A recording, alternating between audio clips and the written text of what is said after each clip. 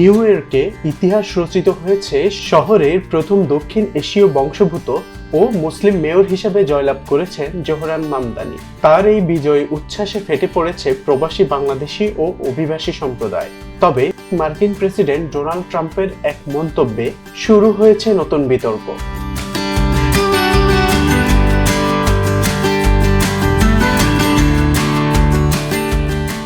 New York সিটির নির্বাচনে বিশাল ব্যবধানে জয়ী হয়েছেন প্রগতিশীল নেতা জোহরান মামদানি। কুইন্সে ভোটারদের বিশাল সমর্থনে তিনি হারিয়েছেন রিপাবলিকান প্রতিদ্বন্দ্বীকে।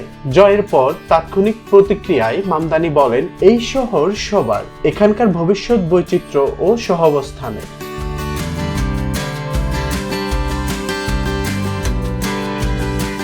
অন্যদিকে জোহরানের জয়ের পর এক সমাবেশে মার্কিন প্রেসিডেন্ট ডোনাল্ড ট্রাম্প বলেন, নিউ ইয়র্ক এখন রেডিক্যাল রাজনীতির হাতে পড়েছে, যা আমেরিকার জন্য বিপজ্জনক সংকেত। তার এই বক্তব্যকে বর্ণবাদী ও বিভেদমূলক বলে আখ্যা দিয়েছেন বিশ্লেষকরা।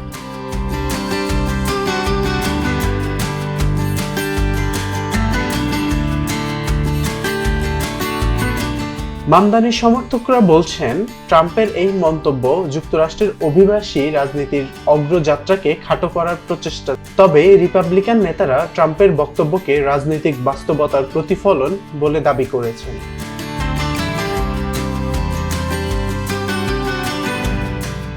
জোহরানের জয় উদযাপনে নিউ ইয়র্কের বিভিন্ন এলাকায় আনন্দ মিছিল হয়েছে। তরুণ ভোটাররা সামাজিক যোগাযোগ মাধ্যমে লিখেছেন, এটাই আমেরিকার নতুন মুখ।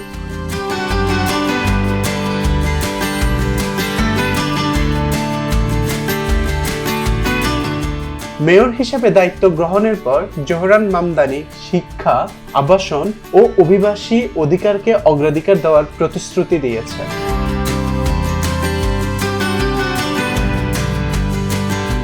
জোহরান মামদানি ঐতিহাসিক জয় যেমন উদযাপনের বার্তা এনেছে, ট্রাম্পের মন্তব্য তেমনি নতুন রাজনৈতিক বিবর্তনের জন্ম দিয়েছে, যা মার্কিন রাজনীতিতে অভিবাসী নেতৃত্বের ভবিষ্যৎ নিয়ে নতুন আলোচনার সূচনা করেছে।